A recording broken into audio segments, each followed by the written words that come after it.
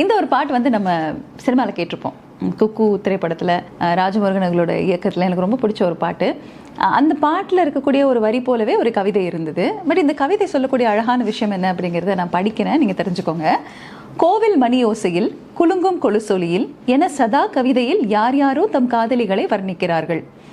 எனக்கோ உன் குரல் அகாலத்தின் பெரும் பசியில் முலை சப்பும் ஒரு பச்சிளங்குழந்தையின் உதட்டொலியை ஒத்தது. அழமுடியாத தருணத்தில் பொசுக்கென்று வெளியேறும் விசும்பலே என் காதல். இந்த கவிதையில் எனக்கு ரொம்ப பிடிச்சது என்னன்னு கேட்டிங்கன்னா, எனக்கோ உன் குரல் அகாலத்தின் பெரும் பசியில் முலை சப்பும் ஒரு பச்சிளங்குழந்தையின் உதட்டொலியை ஒத்தது. ஆகாசத்தை நான் பார்க்கிறேன், ஆறு கடல் நான் பார்க்கிறேன். இந்த பாட்டுல வந்து உன்னை தேடும் உசிறு பசியில கோடி பேரில் ஒன்றை மட்டும் அறிவேனே தொடுகிற மொழியில அப்படின்ற அந்த ஒரு வரியை யுகபாரதி எழுதியிருப்பாரு. அதாவது எனக்கும் உன் குரல் அகாலத்தின் பெரும் பசியில் அந்த பசியை ஆற்றிக்கொள்ளக்கூடிய ஒரு பச்சிளங்குழந்தையின் உதட்டொலியை ஒத்தது அப்படின்ற ஒரு கான்டெக்ட்ல இருக்கும். அம்மா கிட்ட எல்லாம் சொல்லுவாங்க, அந்த குழந்தை வந்து பாத்தீங்கன்னா எப்பவுமே ரொம்ப கிளிங்கியா இருக்கும்.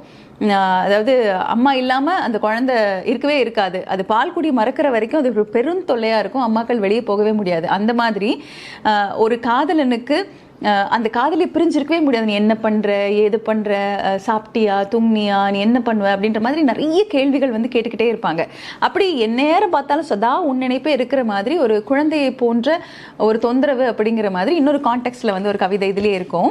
தெரியும் தெரியும் என் காதல் உனக்கு கொடுத்து கொண்டிருப்பது பால் குடி மறக்காத குழந்தையின் தொந்தரவென்று. அந்த குழந்தை வந்து எப்படி தன்னுடைய அம்மா விட்டு இருக்க முடியாதோ அது போல எனக்கு வந்து என்னோட காதலியோட நினைப்பு விட்டு இருக்கவே முடியாது அப்படிங்கிற மாதிரி ஒரு கவிதை தான். இந்த கவிதை வந்து எனக்கு இந்த புக்கில் ரொம்ப பிடிச்ச ஒரு கவிதையாக இருந்தது. ப்ளஸ் படத்துலையும் அவர் எழுதியிருந்தார் அப்படிங்கிறதுனால ரொம்ப பிடிச்சதா இருந்தது.